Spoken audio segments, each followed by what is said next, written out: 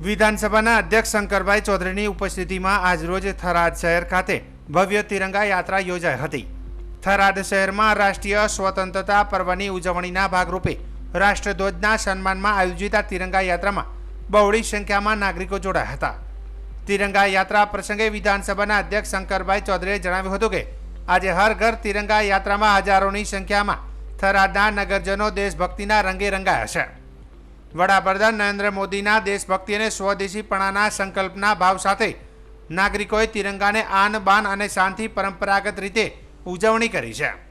તેમણે જણાવ્યું કે ઓપરેશન સિંદૂર નવા ભારતની ઓળખ બન્યું છે। ઓપરેશન સિંદૂરે દેશના નાગરિકોમાં સ્વમાન સ્વાભિમાન જગાડ્યું છે।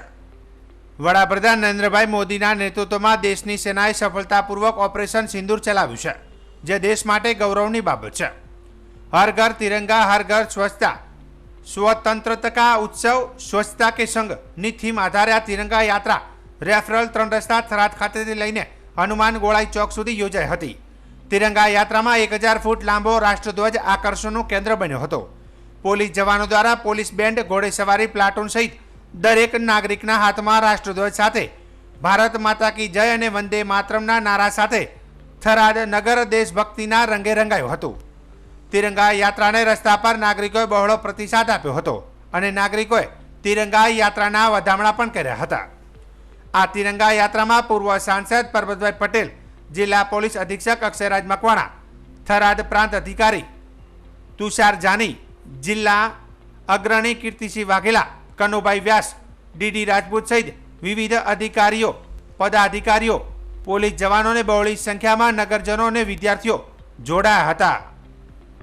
હર ઘર તિરંગા આજે થરાદ જાણે તિરંગામય થઈ ગયું હોય, દેશભક્તિના રંગે રંગાયું હોય તેવું દરેક નાગરિકો હજારોની સંખ્યામાં આજે બહાર આવ્યા, સાથે જોડાયા। તેમજ તિરંગા યાત્રાનું ભવ્ય સ્વાગત ફૂલ પુષ્પોથી કર્યું। અલગ અલગ એની પરંપરાઓ પ્રમાણે પાઘડી સહિતનું સ્વાગત કરીને ફુલારોથી તિરંગાનું આન બાન અને શાન જળવાય તે પ્રમાણેનું સ્વાગત કર્યું। હું તમામ પ્રજાજનોનો હૃદયથી આભાર માનું છું। દેશના પ્રધાનમંત્રી મોદી સાહેબે જે દેશભક્તિની વાત કરી છે, જે સ્વદેશીપણાની વાત કરી છે, એ સ્વદેશીપણું એ દરેક નાગરિકનો સંકલ્પ બને તે ભાવ સાથે આજે તિરંગાને આન બાન અને શાન વધે તે પ્રમાણે બધાએ સલામી આપી છે। ઓપરેશન સિંદૂર બાદ પહેલી વખત અત્યારે તિરંગા યાત્રાની લોકોમાં ઓપરેશન સિંદૂરે દેશની અંદર દેશના દરેક નાગરિકની અંદર એ સ્વમાન અને સ્વાભિમાન જગાડ્યું છે।